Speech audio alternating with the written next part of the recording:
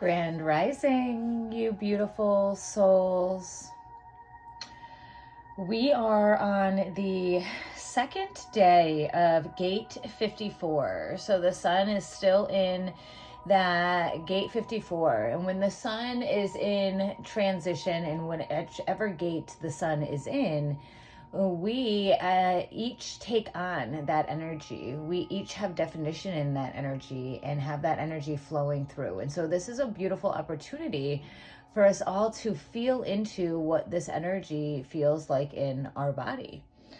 And so this second line is the Hermit line, really internalizing the energy and seeing how it works best for us.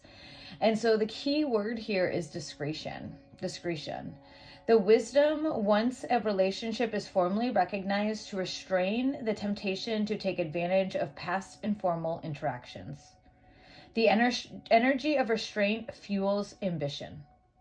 Recognition in the formal sense as a license to take advantage of informal acknowledge. Lack of loyalty. Ambition energy, which can fuel disloyalty.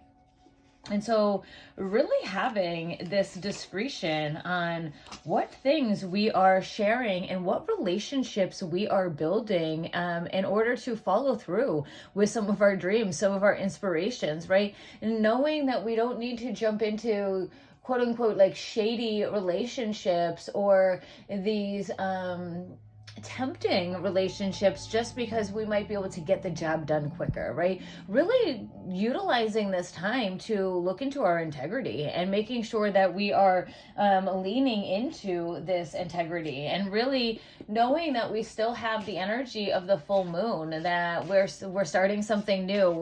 We're looking at maybe not a brand new process, but something in our life we're giving it a whole new perspective, a whole new spin on. And so how can we now lead with integrity? We always should, but maybe this is an opportunity for some to lean into that integrity a little bit more. And so feeling into how this energy feels in your body today. How is that feeling to you? And let's see what card we get to kind of also lean into as well. So we get gate 25, spirit, and coming from our G center, knowing that when we follow our internal guidance, when we follow that we can't really go wrong, that there is our magnetic monopole hidden in our G center, and that is where our guidance, our direction is coming from. And so leaning into that as we are using our discretion, our discernment on what relationships we build. And maybe sometimes it's not building a relationship with somebody else, but maybe it's a time that we need to rebuild this relationship with ourselves, rewrite this story with ourselves, with what is really going on in our world or what we want to bring to fruition. We want to create a business, and we need to have a little bit more trust and self-sufficiency within ourselves so that we feel like we can grow a business as well too. And so really looking at our spirit, looking at our internal compass here inside our G center, and it's connecting into our heart. Let's see what other message we get today. We get the bubble rider, in gate 36. And so feeling joy, playful, knowing that when we kind of lean, the key word here is joy. Looking it up and just double checking and make sure I really did touch on what I wanted to touch on with that gate 25, our spirit, but really leading with our soul, right? And when we can lean to the soul, then we can trust our divine inspiration. Yeah, the master gate 25 is to connect with source with consistency and diligence, so as to fulfill your divine purpose and fulfill the true story of who you are and the role you play in the cosmic plan, to use your alignment with source as a way of healing the world. And it is tapping into our spirit. We are the conduit, and tapping into those messages. And when we can do this and we can have this joy, this fun, it really comes through just by us living life, right? And this bubble rider, joy is the spirit's ultimate expression and form of love. Mimic the fairies who express joy in all that they do. They dance and they sing as they go about their daily business. Joy is a natural part of your being. It is your birthright. Joy comes to those who welcome it into their lives. Rejoice in all things. Really see the miracles around you. Many of us tend to push joy away. We feel that we're not worthy of joy for one reason or another. Sometimes we are afraid to allow ourselves to move into such an intense emotion. Perhaps as a child we were hurt or an emotion was stifled.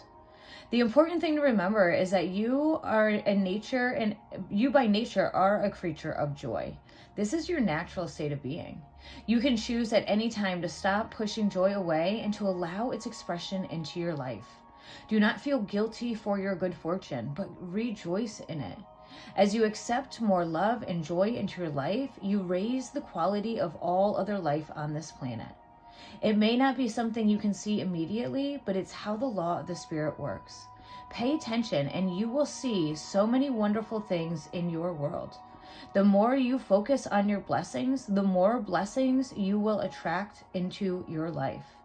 Be joyful. Keep an open heart.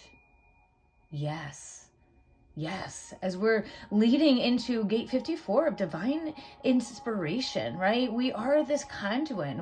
We're here to be on this journey that is full of love, this human experience. Many of us want to enlighten and elevate ourselves and rise, but it's to find this ease into this joy, and also to have this bird eye view that we are in this human body. We've chose to be in this human realm. And so how can we look at this human realm as a place to explore and to play and to have fun and to love and ride the bubbles of joy? You can find more information on my YouTube page. You can also find my email and shoot me over an email if you want to join in any of my other offerings or check out the Avatar Academy.